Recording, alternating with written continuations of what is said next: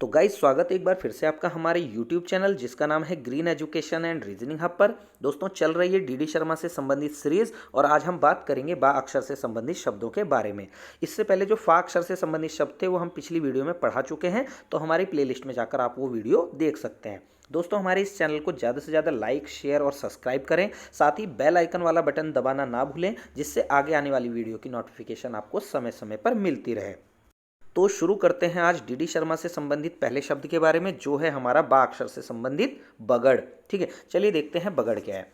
तो शिवालिक पर्वत श्रृंखला के अंतर्गत प्रवाहित होने वाले नदी नालों की उस तटीय रेतीली एवं कंकरेली समतल भूमि का संकेतक है जिन्हें स्थानीय कृषकों ने अपने आवास व कृषि के लिए उपयोग में लाया है। ठीक है दोस्तों, जो शिवालिक हिमालय है उसके आसपास की जो तटीय रेतीली और कंकरीली भूमि है और वो समतल है, तो उस भूमि को जो कृषक यानी किसान हैं उन्होंने अपने आवास यानी रहने के लिए और कृषि के लिए उपयोग में लेकर के आए हैं, इसे ही कहते हैं बगड़। तो उत्तराखंड में बहुत सारे बगड़ पाए जाते हैं, अलग अलग जगहों पर अलग अलग नाम है इनके। देखिए, धौरी बगड़ पिथौरागढ़ में, बांगड़ बगड़ चंपावत में, घट बगड़ व कलिया बगड़ बागेश्वर में, आरूढ़ बगड़ रानीबाग में, नारायण बगड़ वेरी वेरी इंपॉर्टेंट, इसको आप नोट कर लें। ठीक है, तो ये इस प्रकार से बहुत सारे बगड़ हैं, आप जब नोट्स बनाएंगे तो इनको सबको नोट कर लेना। पाताली बगड़ इंपॉर्टेंट हो जाएगा आपके लिए, चीरा बगड़ आपके लिए इंपॉर्टेंट हो जाएगा। ठीक है, और साथ में आपका नारायण बगड़ तो इंपॉर्टेंट है, कुचिया बगड़ को भी आप ध्यान देना थोड़ा। तो चलिए दूसरे शब्द की तरफ बढ़ते हैं जो है बगवाल। तो बगवाल मतलब पत्थरों की होने वाली वर्षा यानी पत्थर से होने वाला युद्ध, जो आप जानते ही हैं कि इससे संबंधित एक मेला भी उत्तराखंड में लगता है। ठीक है, बगवाल का मेला। तो देखिए, पाषाण वर्षा, पाषाण योधी अश्म युद्ध विशारदा इसे महाभारत में कहा गया है। ठीक है, कुमाऊं में भैया दूज और यम द्वितीया को बगवाली कहकर संबोधित किया जाता है। कुमाऊं में टोटल 20 बगवालें खेली जाती थी प्राचीन समय में, लेकिन अब केवल एक देवीधुरा चंपावत वाली जीवित है।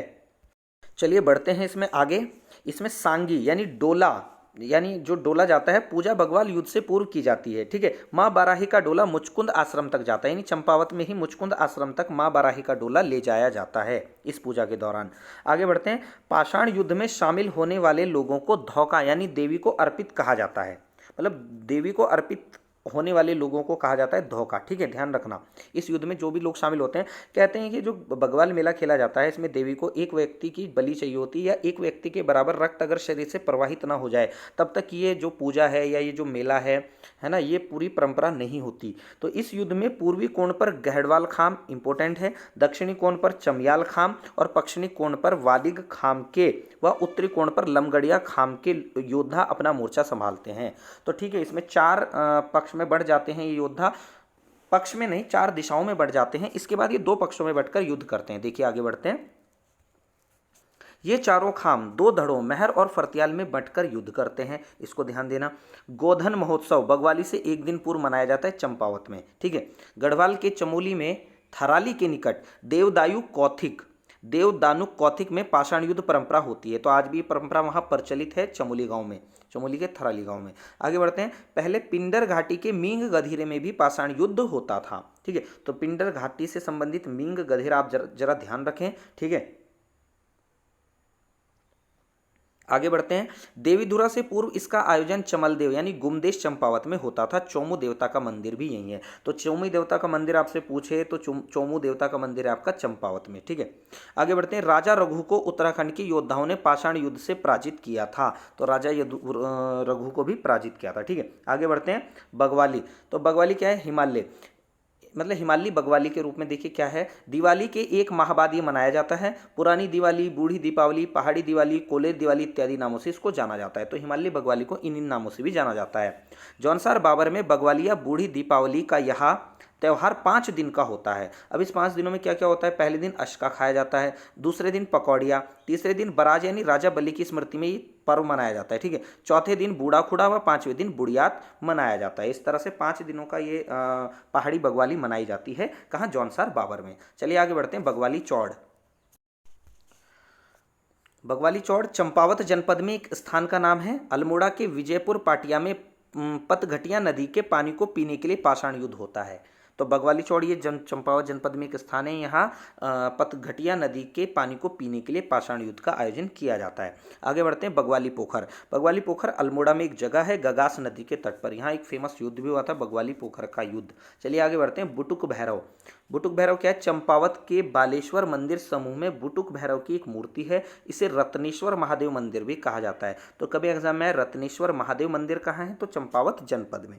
आगे बढ़ते हैं बड़कोट। तो बड़कोट आपको पता ही है उत्तरकाशी में है। यह राजा सहस्त्रबाहु की राजधानी थी। ध्यान देना, इसको इंपॉर्टेंट है काफ़ी, ठीक है, इसको नोट कर लें इंपॉर्टेंट लगा करके। आगे बढ़ते हैं बड़ील। तो कुमाऊनी भोज्य व्यंजन है एक प्रकार का बड़ील, कुमाऊनी भोज्य व्यंजन, ठीक है। चलिए आगे बढ़ते हैं, बद्रीनाथ के बारे में जानते हैं। तो बद्रीनाथ नर और नारायण पर्वतों के बीच में चमोली जनपद में एक धाम है जो कि भगवान विष्णु को समर्पित है। देखो इसे अलग अलग युग में अलग अलग नामों से जाना गया है। देखिए मुक्ति प्रदा इसे कहा गया है सतयुग में, योग सिद्धा इसे त्रेता युग में कहा गया है, विशाला इसे द्वापर युग में कहा गया है, और बद्रिकाश्रम अब इसे कलयुग में कहा जा रहा है, यानी बद्रीनाथ, ठीक है। आगे बढ़ते हैं, इसका निर्माण ब्रह्मादि देवताओं के अनुरोध पर विश्वकर्मा ने किया। कालांतर में राजा पुरूरवा ने इसका निर्माण कराया। वेरी वेरी इंपॉर्टेंट, राजा पुरूरवा, ठीक है। चलिए आगे बढ़ते हैं, नागर शैली में ये मंदिर निर्मित है। आपका बद्रीनाथ मंदिर नागर शैली में बना है। 15वीं शताब्दी में बना यह मंदिर स्वामी वरदाचार्य की प्रेरणा से भोगदत्त ने बनाया, ठीक है। ऐतिहासिक परिप्रेक्ष्य में यहाँ जगतपाल हो सकता है, तो राजा जगतपाल की बात कर रहा है कि जगतपाल हो सकता है, ठीक है। इसका स्वर्ण मंडप इंदौर की महारानी अहिल्याबाई होलकर ने बनवाया था, ठीक है। आगे बढ़ते हैं, वर्तमान मंदिर भले ही 15वीं शताब्दी में बना हो, परंतु पहले यह बद्री नारायण का मंदिर था। इसकी पुष्टि 9वीं शताब्दी के कत्यूरी शासक पदमट देव के उस ताम्रपत्र से होती है जिसमें कहा गया है कि इसका निर्माण श्री नारायण की प्रेरणा से ललित शूरदेव ने कराया। तो देखिए ये इसके बारे में कुछ और अन्य तथ्य हैं, तो इसको भी आप ध्यान दें। आगे बढ़ते हैं, 1631 में ईसाई पादरी अर्जवेदो यहाँ आया था। इसको आप इंपोर्टेंट करके नोट कर लें, जरूर पूछा जा सकता है।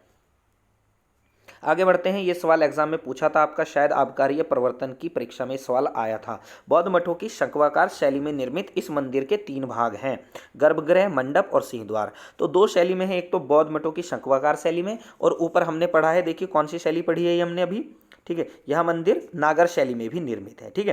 तो इस जो मंदिर के हैं वो 3 भाग हैं, ठीक है, ध्यान देना, गर्भगृह, मंडप और सिंहद्वार। आगे बढ़ते हैं, भगवान बद्रीनाथ की मूर्ति शालिग्राम शिला से बनी है। यहाँ जो भगवान बद्रीनाथ की मूर्ति है वो शालिग्राम शिला से निर्मित है। आगे बढ़ते हैं, नारद कुंड से आदि शंकराचार्य ने इसे निकालकर वर्तमान स्थल पर स्थापित किया था, तब से ये मंदिर जाना जाता है आपका बद्रीनाथ मंदिर के नाम से, ठीक है।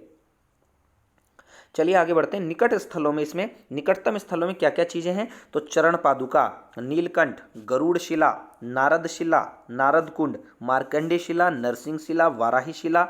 तो वाराही शिला आपकी चंपावत में भी, एक वाराही शिला आपकी चमोली में। ब्रह्म कपाल, ब्रह्म कुंड, अनुसुईया तीर्थ, वेरी वेरी इंपॉर्टेंट, मूर्ति देवी, सूर्य कुंड, सोमकुंड, राम गुफा, विष्णु कुंड, ठीक है। अलकनंदा का मूल स्रोत विष्णु कुंड को माना जाता है।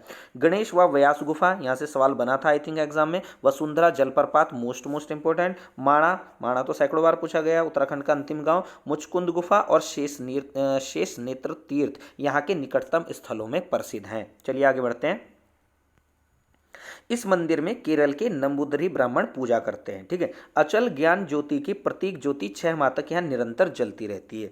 तो यहाँ एक दिया टाइप का जलता रहता है जो कि 6 माह तक लगातार निरंतर प्रज्वलित होता रहता है। आगे बढ़ते हैं, बधानगढ़ चमोली जनपद में स्थित एक जगह है। तलवाड़ी व ताल नामक स्थल भी यही है, वेरी वेरी इंपॉर्टेंट, तलवाड़ी व ताल, ठीक है। और ये एक बधानगढ़ का किला के रूप में फेमस है जगह। आगे बढ़ते हैं, बधानी ताल। तो बधानी ताल रुद्रप्रयाग जनपद में है। भगवान जटेश्वर का देवालय भी यही है, ठीक है। भगवान जटेश्वर यानी शिव से संबंधित है। चलिए आगे बढ़ते हैं, बधवान या बधौन पूजई, ठीक है। कृषक व पशुचारक कुमाऊं का एक विशेष उत्सव है, यानी कृषकों का और पशुचारकों का कुमाऊं के क्षेत्र में एक विशेष उत्सव है बधवान, ठीक है। आगे बढ़ते हैं, बनरौत। तो बनरौत तो आप जानते हैं कि राजी जनजाति को बनरौत शब्द से संबोधित किया जाता है। तो देखिए, कमिश्नर ट्रेल व ट्रेची ने अपने भ्रमण काल के दौरान इन्हें नग्न अवस्था में देखा था। तो पूछा जा सकता है नग्न अवस्था में किसने देखा था? तो कमिश्नर ट्रेल और ट्रेची। आगे बढ़ते हैं, 1967 में जनजाति वर्ग में शामिल व 1974 में उत्तर प्रदेश वन विभाग द्वारा आवास के लिए भूमि निर्धारण इनको किया गया। इनके लिए भूमि निर्धारण कब किया गया? उत्तर प्रदेश वन विभाग द्वारा 1974 में। और जनजाति वर्ग में तो हर जनजाति को 1967 में ही रखा गया है। मूलतः ये प्रकृति पूजक हैं। विवाह में पालोनी यानी पालने का विवाह अथवा वधु मूल्य की परंपरा है। इनके यहाँ जो विवाह है पालोनी प्रकार का विवाह यानी पालने का विवाह भी इनके यहाँ होता है, ध्यान देना इंपॉर्टेंट है। आगे बढ़ते हैं, बनियात।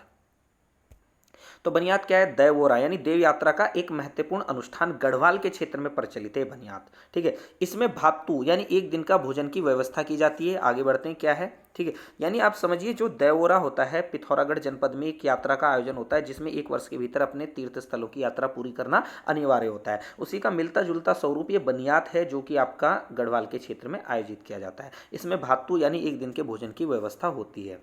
ठीक है, आगे बढ़ते हैं। बमन सुयाल, तो बमन सुयाल क्या है? कुमाऊं में 16 देवालयों का एक समूह है बमन सुयाल। अल्मोड़ा में है सुयाल और थमिया नदियों के संगम पर, यह था है। ठीक है, थमिया। इसमें 5 देवालयों का पुंज यानी त्रिनेतेश्वर व 11 का समूह एकादश रुद्र के नाम से जाना जाता है। तो इसमें जो 5 देवालयों का समूह है उसे त्रिनेतेश्वर कहते हैं और 11 मंदिरों का समूह है वो एकादश रुद्र, यानी टोटल 16 देवालयों का ये समूह हो गया। इंपॉर्टेंट है, ये भी पूछा जा सकता है एकादश रुद्र मंदिर कहाँ है या त्रिनेतेश्वर मंदिर कहाँ है, तो जवाब आपका अल्मोड़ा ही होगा। चलिए आगे बढ़ते हैं। बयाल, बयाल क्या है या बयाला?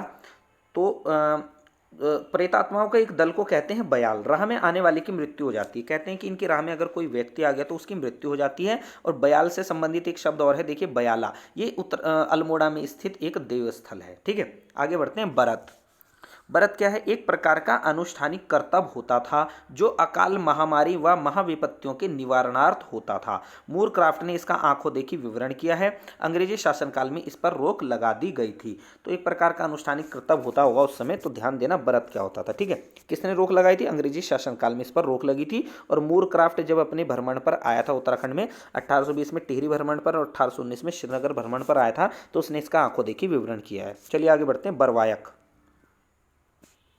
बरवायक क्या है? थारू समाज की संस्कृति से जुड़ा एक शब्द है। उस व्यक्ति के लिए यह शब्द प्रयोग होता है जिससे किसी गाय या बैल की मृत्यु हो गई हो। तो बरवायक उस व्यक्ति के लिए प्रयुक्त एक शब्द है, उस व्यक्ति के लिए प्रयोग किया जाता है जिससे किसी गाय या बैल की मृत्यु हो गई हो।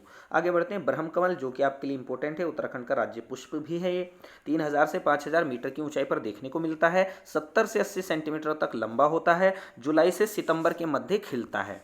हिमाचल में इसे दूधा फूल, कश्मीर में इसे गलगल व पश्चिम भारत में इसे बरगन डोक्स कहते हैं। ठीक है, चलिए। बाक्चा एजा रएमो, बाक्चा एजा रएमो, ठीक है, शौका समाज में प्रचलित एक प्रथा या एक शब्द है ये। इसके तहत लड़की के गांव वाले बारातियों को भोजन हेतु अपने घरों में आमंत्रित कर उनका स्वागत करते हैं। बयास में इसे ढामी मलहत भी कहते हैं। तो बाक्चा एजा रएमो, ठीक है, ये क्या है? ढामी मलहत का ही एक रूप है, जैसे ढामी मलहत भी आप कह सकते हैं। चलिए आगे बढ़ते हैं। बयास घाटी कहाँ है? ये कमेंट बॉक्स के माध्यम से आप ज़रूर बता देना। चलिए आगे बढ़ते हैं। बाजल कुर्मो, तो शौका जनजाति में सामाजिक उत्सव है, यानी भोटिया जनजाति में। इसका संबंध ज्येष्ठ पुत्र को पिता द्वारा उत्तराधिकार दिए जाने से है। यानी एक प्रकार से जब ज्येष्ठ पुत्र को पिता द्वारा उत्तराधिकार दिया जाता है तो शौका जनजाति में सामाजिक उत्सव मनाया जाता है। ठीक है, चलिए आगे बढ़ते हैं। बल्दिया एकास यानी वृषभ एकादशी भी इसको कहते हैं। इस दिन बैलों को हल जोतने से छूट दी जाती है, अच्छा भोजन दिया जाता है खाने के लिए। गढ़वाल में इसे एगास पर्व भी कहते हैं। तो वृषभ एकादशी को गढ़वाल में एगास कह देते हैं, बल्दिया एकास भी इसको कहते हैं। आगे बढ़ते हैं। बागेश्वर, बागेश्वर एक देवस्थल भी है और एक जनपद भी है। चलिए देखते हैं इसके बारे में। और आज का ये हमारा लास्ट टॉपिक है, इसके बाद हम बाकी कल देखेंगे। ठीक है, या अगले लेक्चर में पढ़ेंगे। तो बागेश्वर सरयू और गोमती नदी के तट पर है। पहले यहाँ अल्मोड़ा का एक अंग था। ठीक है, बागेश्वर मार्कंडेय मुनि की तपस्थली था। भगवान शिव के बाघ रूप धारण करने वाला स्थान व्याघ्रेश्वर बागेश्वर में है। सरयू नदी को मार्ग दिलाने के लिए इन्होंने ये रूप धरा था। ठीक है, सरयू नदी के बीच में ऋषि मुनि, मार्कंडेय ऋषि जो थे, उन्होंने अपना तपस्या स्थल, मतलब वहाँ तप कर रहे थे वो, तो सरयू नदी को रुकना पड़ा था। इसके बाद बाघ का रूप लेकर के ये जो नदी से संबंधित बाधा थी, ये भगवान शिव ने हटवाई थी। आगे बढ़ते हैं। व्याघ्रेश्वर बागेश्वर का प्राचीन नाम है। मानस खंड में इसे उत्तर की काशी भी कहा गया है। वेरी वेरी इंपॉर्टेंट है। इसे तीर्थराज, प्रयागराज भी कहते हैं, ध्यान देना, ये सारे इसके उपनाम हैं। व्याघ्रेश्वर मंदिर के स्वयंभू शिवलिंग को शिवना भी कहा जाता है, इंपॉर्टेंट है। आगे बढ़ते हैं। यहाँ के बागनाथ मंदिर में 9वीं शताब्दी के राजा कत्यूरी शासक भूदेव, जिसका टाइम पीरियड ये बताया गया है, का एक ऐतिहासिक शिलालेख मिला जिसमें बसंत देव से लेकर भूदेव तक 8 कत्यूरी राजाओं की वंशावली का उल्लेख है। आगे बढ़ते हैं। यहाँ दत्तात्रेय मंदिर उत्तराखंड का दत्तात्रेय को समर्पित एकमात्र मंदिर है या एकमात्र देवालय है। तो दत्तात्रेय मंदिर क्या है? ठीक है। उत्तराखंड का एकमात्र देवालय है जो कि आपका यहाँ है बागेश्वर में। अब आगे देखिए उत्तरायणी मेला। तो उत्तरायणी मेला आपका बागेश्वर जनपद में लगता है, ध्यान देना, उत्तरायणी मेला यहीं आयोजित होता है। आगे बढ़ते हैं। 14 जनवरी 1921 को सरयू नदी में कुली बेगार से संबंधित सभी रजिस्टर बहा दिए गए थे। तो ये जगह भी आपकी बागेश्वर में ही है। पश्मीने, कंबल और चटाई इसकी उत्तरायणी मेले में बिकने वाली प्रमुख चीज़ें हैं। तो दोस्तों देखिए, जो दत्तात्रेय मंदिर है वैसे ही आपका उत्तरकाशी जनपद में भी है। ठीक है, ये लिख रहा है उत्तराखंड का एकमात्र देवालय है यानी दत्तात्रेय को समर्पित। तो बागेश्वर में तो है ही, साथ में उत्तरकाशी जनपद में ही, यहाँ थोड़ा सा गलत है, आप इसको नोट ज़रूर कर लें। तो दोस्तों आज की वीडियो में इतना ही। जब अगली वीडियो में मिलेंगे तो बागक्षर से संबंधित शब्दों को पूरा करने का प्रयास करेंगे। वैसे बागक्षर से संबंधित शब्द बहुत ज़्यादा हैं, तो मुझे लगता है कि आपका 2 से 3 लेक्चर में होंगे। ठीक है, तो तब तक के लिए दीजिए मुझे इजाज़त। मिलते हैं अगली वीडियो में। धन्यवाद, आपका दिन शुभ हो।